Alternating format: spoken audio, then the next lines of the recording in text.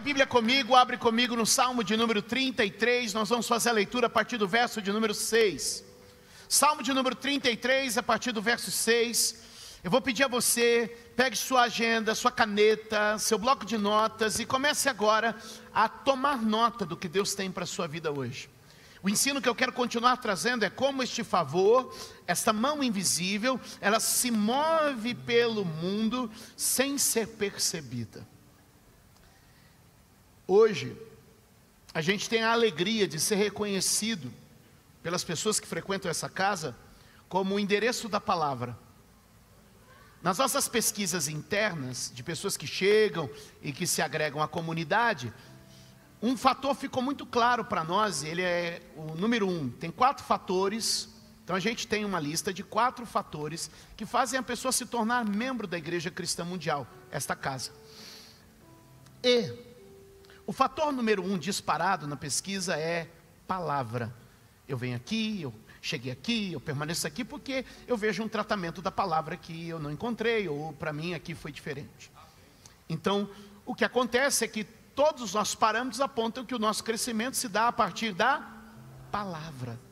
Amém?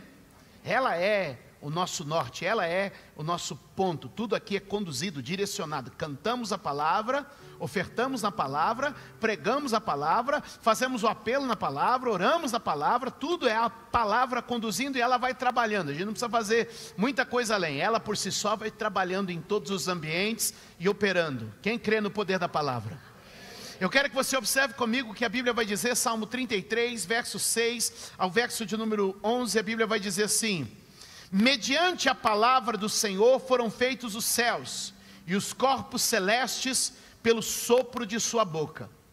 Ele ajunta as águas do mar num só lugar, das profundezas faz reservatórios. Toda a terra tema o Senhor, tremam diante dele todos os habitantes do mundo. Verso 9: pois ele falou e tudo se fez, ele ordenou e tudo surgiu. O Senhor desfaz o plano das nações e frustra o propósito dos povos, mas os planos do Senhor permanecem para sempre, os propósitos do seu coração por todas as gerações. Diga: pela palavra, tudo que vemos e conhecemos foi criado. Levante a mão e diga: a palavra de Deus é a força, o poder ativo que cria todas as coisas.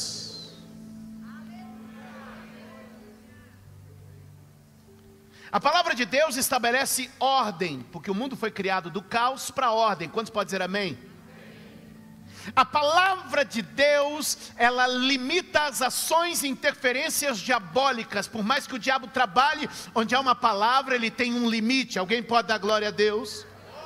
A palavra de Deus, ela contorna, ela dribla toda a resistência da mente, ela desarticula os nossos pensamentos que nos afastam de Deus e nos trazem de volta para a presença dEle. Levante a mão e diga: a palavra de Deus é luz para a mente. Aleluia! A palavra de Deus, quando declarada, atrai realidades espirituais. Em realidades espirituais há cura. Quando pregamos sobre cura, a cura vem. Em realidades espirituais há abundância. Quando pregamos sobre abundância, a abundância vem. As realidades espirituais há liberdade. Quando pregamos sobre liberdade, a liberdade vem. Ou seja, a palavra atrai realidades espirituais. Quando pregamos, aquilo que pregamos começa a se tornar uma realidade entre nós. Alguém pode dar glória a Deus nesta casa mais uma vez? A palavra de Deus cria atmosferas de milagre. A palavra de Deus, ela cria uma atmosfera que, conforme você vai pregando, a alma das pessoas consegue acessar ambientes milagrosos. É por isso que na pregação tem cura, tem libertação, tem vitória, tem restauração, porque a palavra de Deus vai criando agora. Enquanto eu estou pregando, ela está criando um ambiente, uma atmosfera de milagres.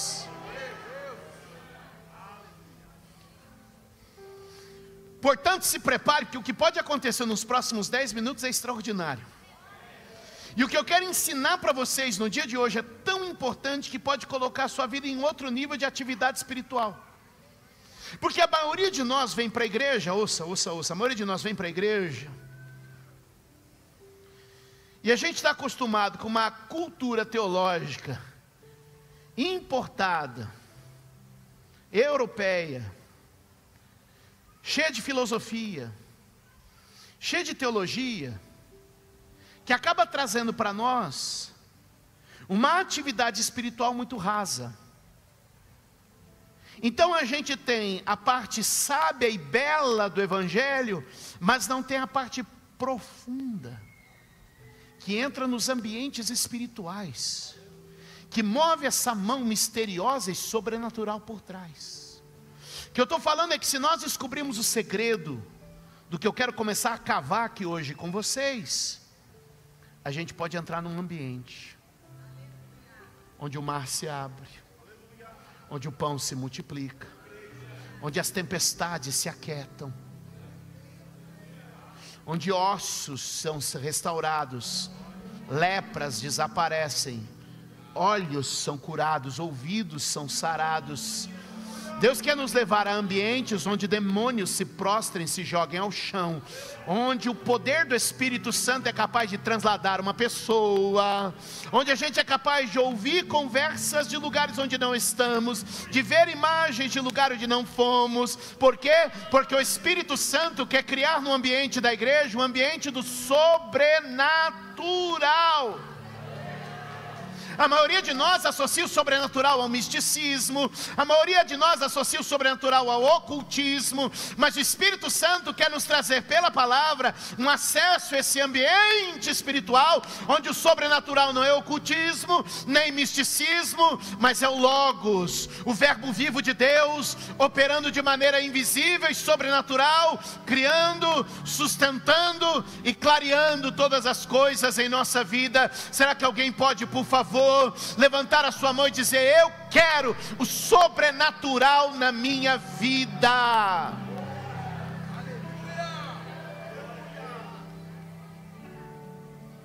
Olha o que o Salmo 33 está nos ensinando: que o sopro da boca de Deus botou o mundo em ordem, que o sopro da boca de Deus colocou os astros, as estrelas, as galáxias, pôs tudo para funcionar. Há um conceito, e eu preciso que você entenda isso. Há um conceito na filosofia grega, que eles entenderam que esse mundo todo, esse sistema todo, precisa ter um programa controlando isso, não tem jeito. Se a Terra tivesse um pouco mais para cá, congelávamos, um pouco mais para lá, a gente torrava. As estações definidas, os ciclos das sementes, os ciclos das gestações. A vida tem ciclos, estruturado, organizado, o ecossistema perfeitamente ajustado, tudo milimetricamente organizado. E eu pergunto para você: ei, o que é isso? Como assim? Então os gregos pensadores chegaram a uma definição: existe uma força invisível, que está fora desse sistema, mas criou o sistema, sustenta o sistema, e esclarece este sistema. Eles começaram a pensar e dizer assim: não faz sentido, isso não saiu do nada, isso não funciona perfeitamente, sincronizado, encaixado. Isso não funciona tão perfeitamente a partir do nada. Existe algo que criou, organizou e sustenta tudo isso. E eles pensando o que poderia ser isso, eles chegaram a uma conclusão: vamos chamar isso de Logos. Qual o nome? Anote isso aí. Logos seria o verbo. Um verbo. Algo que cria, sustenta e mantém. Então qual era o pensamento grego? O seguinte: existe um Logos que criou, organizou, posicionou tudo isso e sustenta tudo isso funcionando.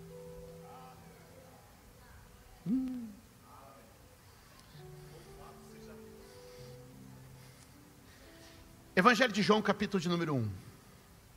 Vai ficar mais claro agora. Evangelho de João, capítulo de número 1. Eu precisava de umas 5 horas para dividir isso com vocês aqui. Mas eu não vou, fique tranquilo. Estou querendo almoçar tanto quanto você.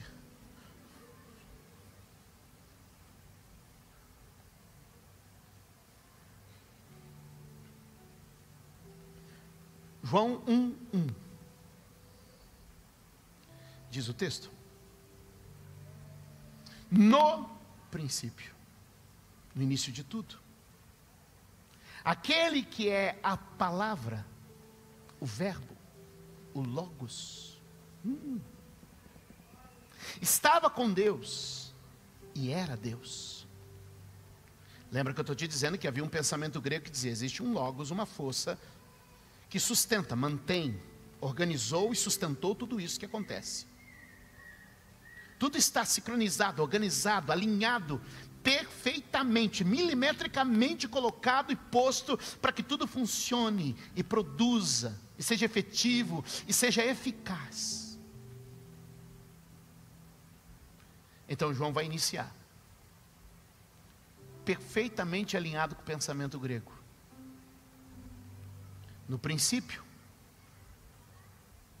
o logos, o verbo, a palavra, estava com Deus e era Deus. E ele estava com Deus no princípio. 3, ele concorda. Todas as coisas foram feitas por intermédio dele. Sem ele, nada do que existe teria sido feito. 4. Nele estava a vida, e esta era a luz dos homens. A luz brilha nas trevas, e as trevas não a derrotaram. João está dizendo: eu concordo com vocês. Existe uma força invisível no mundo, que colocou tudo como está posto, mantém tudo funcionando conforme o programado e esclarece todas as coisas para que possamos viver aqui nessa terra. Ele está dizendo: esta força é o verbo de Deus, uma palavra viva que põe tudo no lugar, sustenta tudo com perfeição, ilumina todas as coisas, nos tirando das trevas. Pastor, o que o senhor quer dizer com isso? Deus está afastando o caos, Deus está colocando tudo no lugar, Deus está clareando a situação, porque existe uma força oculta operando no mundo, que faz a terra girar em torno do sol, que faz a terra continuar girando em torno de si mesma, que demarcou o verão, o inverno, a primavera e o outono, que continua sustentando, fazendo com que vida seja criada no ventre de uma mulher, que a semente produza a partir da terra, que haja frio e calor, que haja chuva e sol, na medida correta, para prosperarmos, que haja uma composição da atmosfera, que cada vez que eu inalo essa atmosfera, vida entra dentro de mim. Ele está dizendo: eu creio que existe algo tão sobrenatural, que não pode ser o acaso, que não pode ser a sorte, que não é um jogo de dados, não é uma loteria da vida. Não, eu sei que existe algo vivo, eu sei que existe algo real, eu sei que ele estava com Deus, ele era o próprio Deus.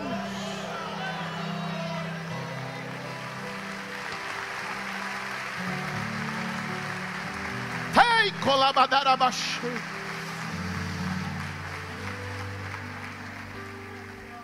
A minha carne treme quando eu penso nisso. São essas forças escondidas no mistério da vida, que nos faz viver milagres.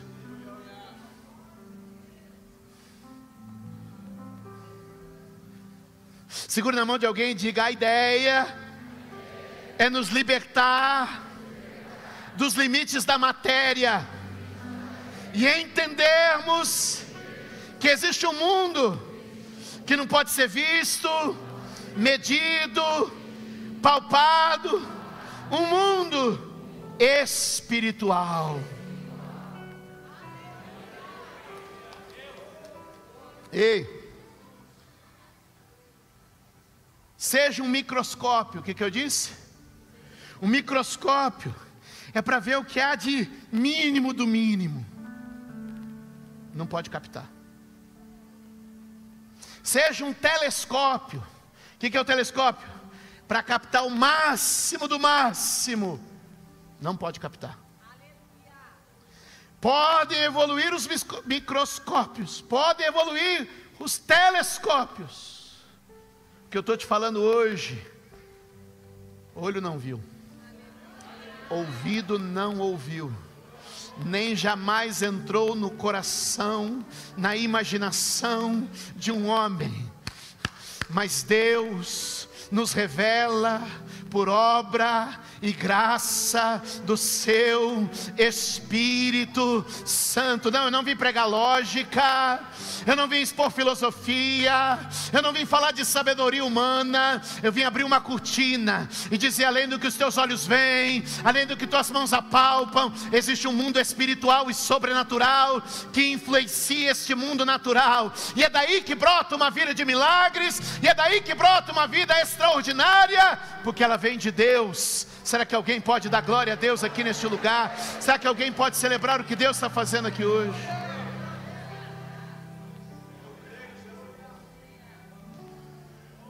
Segura aí que o melhor está por vir. Porque ok, o que João fala em João 1, 2, 3 e 4, sem novidade. Cutuca alguém e fala: sem novidade. O Salmo 33 já dizia: foi o sopro de Deus que criou e organiza tudo. As nações fazem planos, Deus frustra os planos das nações. Os homens pensam, mas Deus é que dá a resposta. O que o salmista está dizendo? Existe uma força que move. Está além da política, além da economia, além do clima, existe uma força. Sem novidade, os gregos também diziam a mesma coisa. Olha, para que tudo funcione com a perfeição que funciona, existe uma força oculta por trás que sustenta tudo isso. O salmista vai dizer o sopro de Deus. Os gregos vão dizer o logos, o verbo. João vai dizer: as duas coisas estão certas, mas o cristianismo ainda tem uma terceira opinião a dar. E agora que eu vou pregar. Porque é só no verso de número 14 de João 1 que João vai acrescentar uma revelação. Até aqui, quem leu o Salmo disse assim: é isso mesmo, o sopro de Deus pôs tudo no lugar.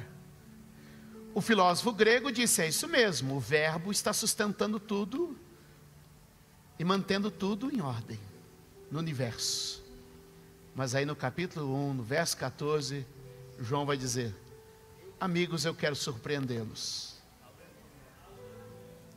porque eu quero dar uma boa notícia.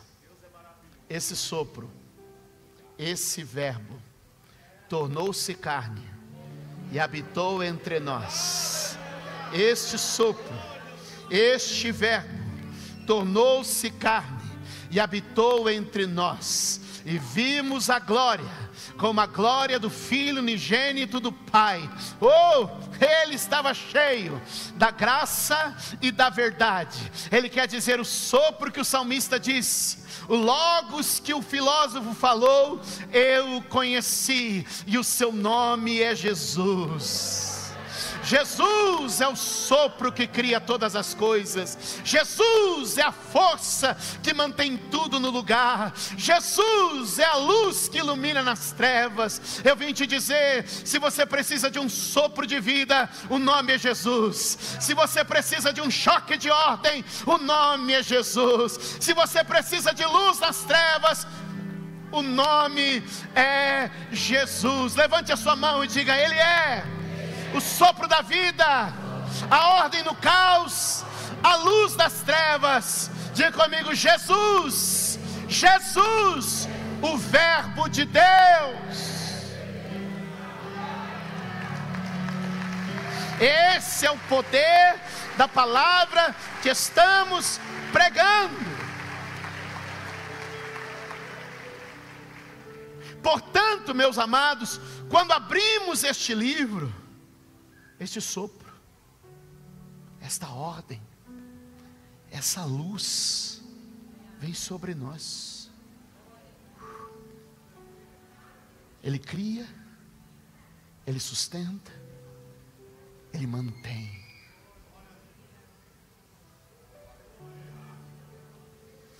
É por isso que eu estou aqui dizendo que se a gente descobrir o que está por trás dessa cortina, do que os nossos olhos podem ver, do que as nossas mãos podem apalpar, do que os nossos ouvidos podem ouvir e perceber, que existe um mundo além, que influencia a nossa vida, uma vida de milagres, uma vida de situações inexplicáveis, incompreendidas pelos homens, vai se manifestar. Agora a pergunta que eu tenho para fazer aos senhores e senhoras nessa manhã: eu amo pessoas que podem ensinar sobre coisas práticas, como tratar melhor minha esposa, como cuidar bem dos meus filhos, como ter uma vida mais próspera, uma vida mais efetiva. Isso é muito bom. Eu acho que a igreja devia ocupar boa parte também da sua missão na educação, em treinar vocês para uma vida melhor. E a gente tenta fazer isso mantendo uma dieta saudável e balanceada aqui na casa. Mas hoje eu quero pregar diferente, se vocês me permitem. Eu quero pregar sobre aquilo que eu não posso explicar. Eu quero pregar sobre algo que eu não sei te esclarecer. Eu só sei que existe. Pastor, como assim? O senhor quer pregar sobre uma coisa que o senhor não sabe? É isso aí. Eu quero te... Bobo você que acha que eu tenho todas as respostas aqui. Não. Eu quero te explicar sobre algo que eu não controlo, que eu não entendo, que eu não tenho como medir, como mostrar, como fotografar. Eu quero te pregar sobre alguma coisa que eu não sei te dizer o que é, mas eu sei que existe. Como assim? O senhor veio aqui, está me fazendo uma proposta de uma pregação, que o senhor está pregando para mim uma coisa que o senhor não sabe explicar, o senhor só sabe que existe. Eu só sei que sei. Pegou? Eu só sei que eu sei. Mas você sabe como? Não sei. Só sei que sei.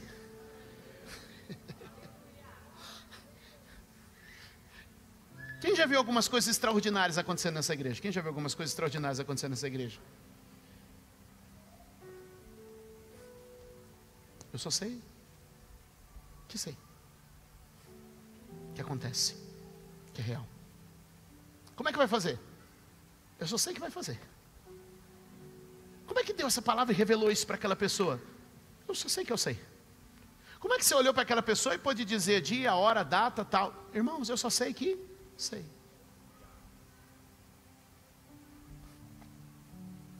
Como é que colocou a mão e a pessoa foi curada? Ei, eu só sei que...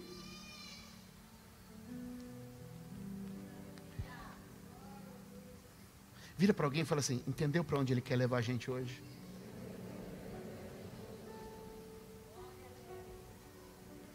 É para aquilo que não se pode explicar.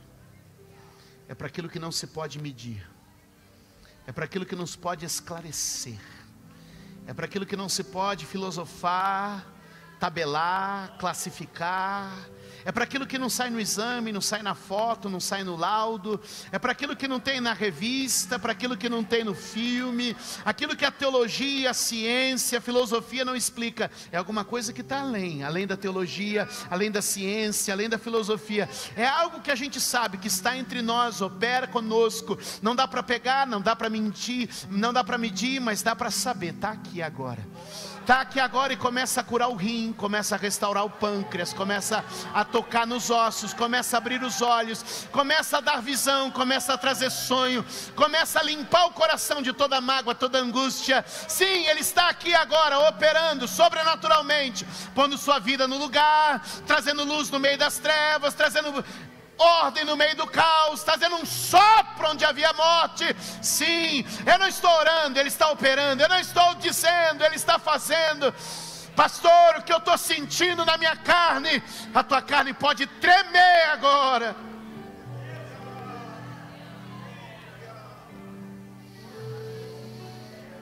Alguém para ir dando glória a Deus aqui?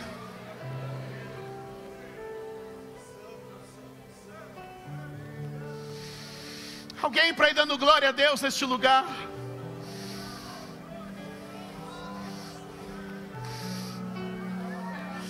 Pastor, minha carne treme, é porque ela está diante de algo que está muito acima dela. Meu coração dispara porque ele não tem a noção do que está em volta dele.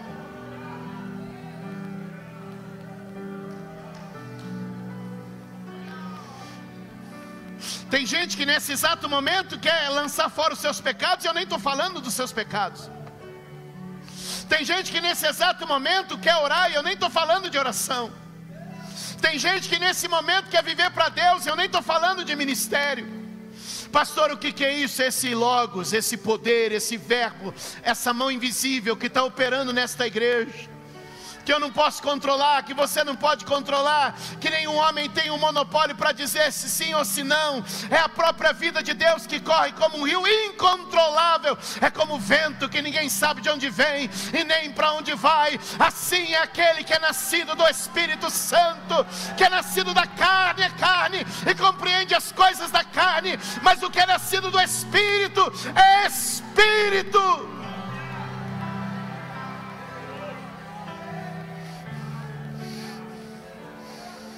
A Bíblia diz que o homem espiritual não pode ser discernido, compreendido.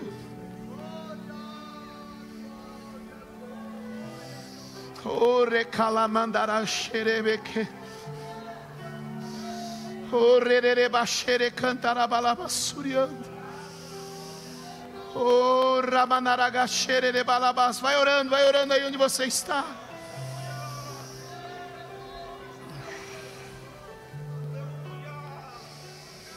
Oh, aleluia. Oh, aleluia. Espírito Santo, estás aqui. Alguém pode ir glorificando a Deus aqui? Aleluia.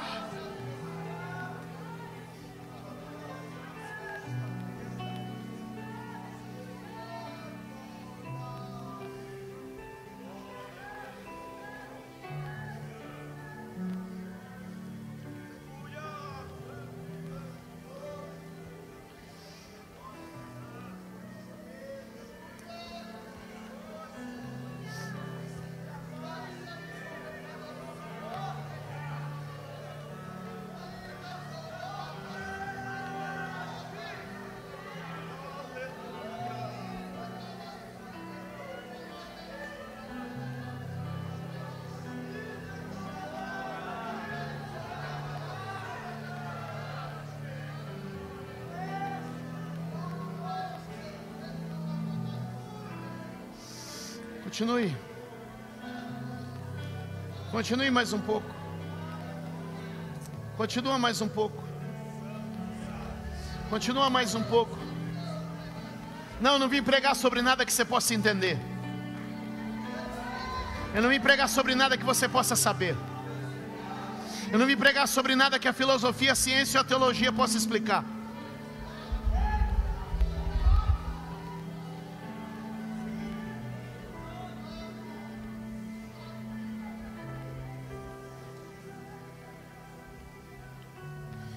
Deixe-me tentar te dar um pouquinho mais de material. Aí em cima, por favor. 1 aos Coríntios. Primeira carta do apóstolo Paulo aos Coríntios, capítulo de número 2. Vamos tentar. Verso de número 8.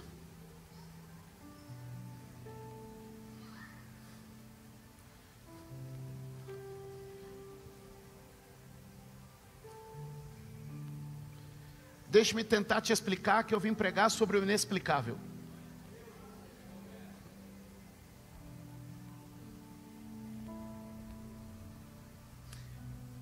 Primeira Coríntios, capítulo 2, verso 8.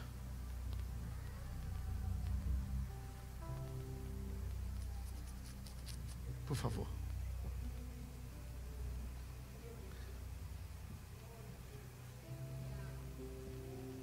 Obrigado. Olha o texto.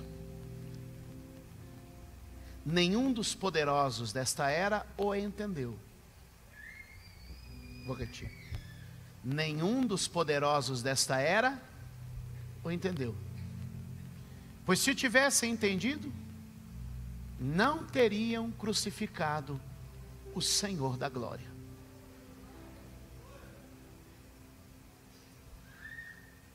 Diga comigo, coisas que não estão ao alcance da mente humana. Verso 9. Todavia, como está escrito, olho nenhum viu, ouvido nenhum ouviu, mente nenhuma imaginou o que Deus preparou para aqueles que o amam. Vire para alguém e diga: a depender dos teus sentidos, da tua mente, dos teus olhos, do teu saber, a vida seria um grande mistério. Mas olha o verso 10. Mas Deus pega esse mistério oculto. Mas Deus o revelou a nós por meio do Espírito. O Espírito sonda todas as coisas e até mesmo as coisas mais profundas de Deus. Vire para alguém e diga assim: nem microscópio, nem telescópio. Diga: o Espírito.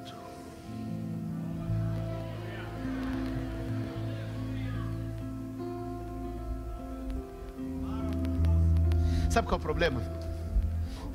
A gente quer encher o nosso púlpito de ciência. Aí a gente vê que não dá.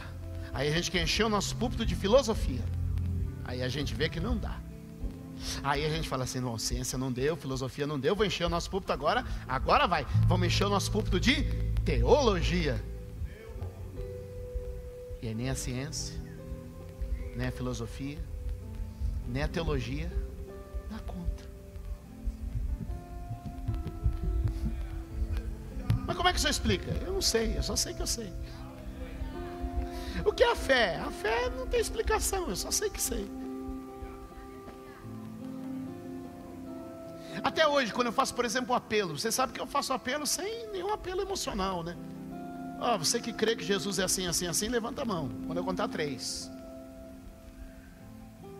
Aí eu falo assim, aí vem, chorando, fala: mas está chorando por quê?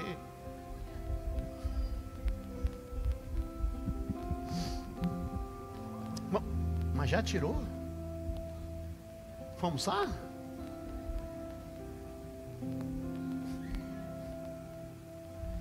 O Espírito sonda todas as coisas, até mesmo as coisas mais profundas de Deus. Verso 11. Vamos crescer, eu quero te dar material hoje. Pois quem dentre os homens conhece as coisas do homem, a não ser o Espírito do homem que nele está? Da mesma forma, ninguém conhece as coisas de Deus, leia, a não ser o Espírito de Deus.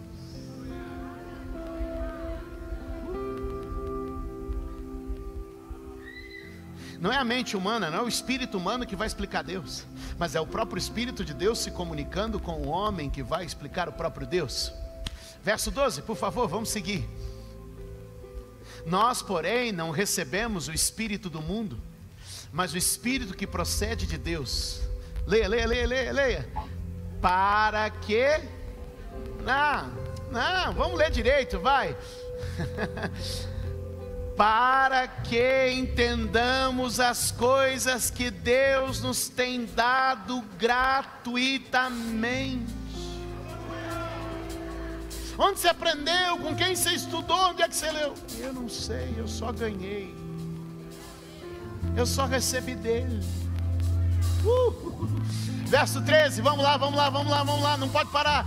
Delas também falamos, não com palavras ensinadas pela sabedoria humana. Meu Deus, não é a teologia, não é a ciência, não é a filosofia, mas com palavras ensinadas pelo Espírito, interpretando verdades espirituais para os que são espirituais.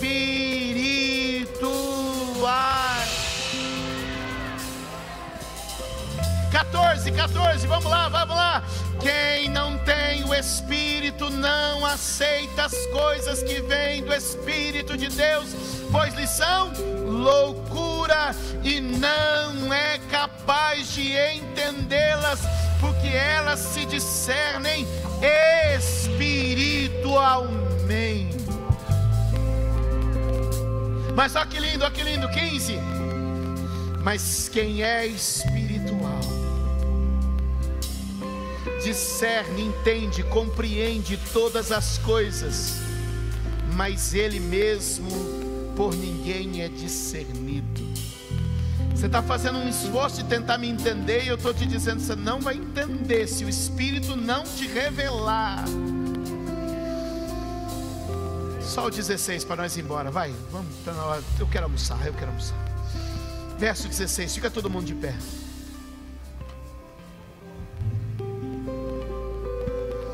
Levanta as mãos mais alto que você puder e diga: vem Espírito Santo, faz a tua obra nesta manhã, dentro da minha vida e da minha família. Tira agora a ignorância, a escuridão, o caos, a desordem. Que a tua palavra poderosa, sobrenatural, entre em ação neste lugar, para a glória de Deus. Eu invoco o Espírito Santo para tomar esse ambiente de poder, de autoridade, e transformar a minha vida em uma vida sobrenatural. Diga: hoje eu saio daqui para viver uma vida sobrenatural. Então você diga para mim: pastor, o que é uma vida sobrenatural? Eu vou tentar te explicar de maneira prática. Uma vida sobrenatural é quando 5 pães e 2 peixes alimentam a multidão. Uma vida sobrenatural é quando a água sai de uma rocha e supre um exército. Uma vida sobrenatural é quando um menino com uma pedra derrota um gigante com uma armadura. O que é uma vida sobrenatural? É quando um peixe engole o homem e leva ele para o seu destino. O que é uma vida sobrenatural? É quando um homem passa e a sombra dele toca no doente e o doente é curado. O que é uma vida sobrenatural? É quando o lenço de um homem ungido chega até uma pessoa doente e ela é curada. O que é uma vida sobrenatural? Quando pessoas podem encontrar outras pessoas e saber sobre a vida delas sem que ninguém nunca lhes tivesse contado, porque Deus as revelou. O que é uma vida sobrenatural? É uma pessoa que ora e um anjo vem trazer, um anjo vem entregar. O que é uma vida sobrenatural? É alguém que sonha e o Espírito cumpre o sonho. O que é uma vida sobrenatural? É alguém que anda onde jamais podia andar, que portas se abrem quando deveriam estar fechadas. O que é uma vida sobrenatural? É quem escapa da morte quando estava condenado. O que é uma vida sobrenatural? Quando diz sim para Deus e não para o pecado. O que é uma vida sobrenatural? É uma vida que não se molda na vida deste mundo. Alguém grite comigo: eu quero viver uma vida sobrenatural.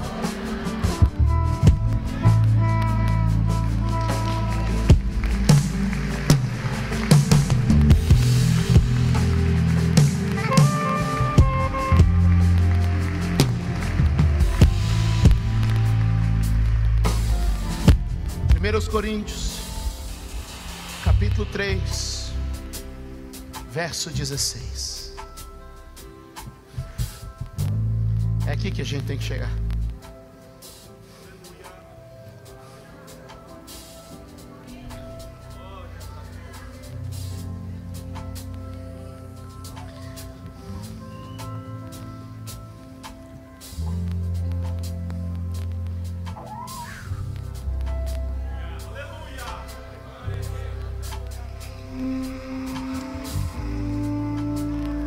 Capítulo 2, verso 16, perdão.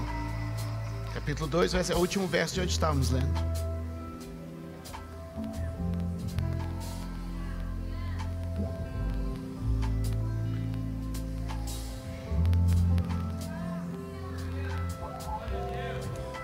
Só para concluir o capítulo que a gente estava lendo, vai orando, Deus abre a minha mente.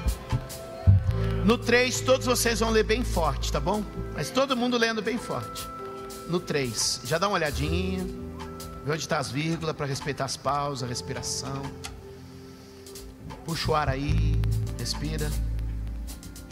1, 2, 3. Quem conheceu a mente do Senhor para que possa instruí-lo?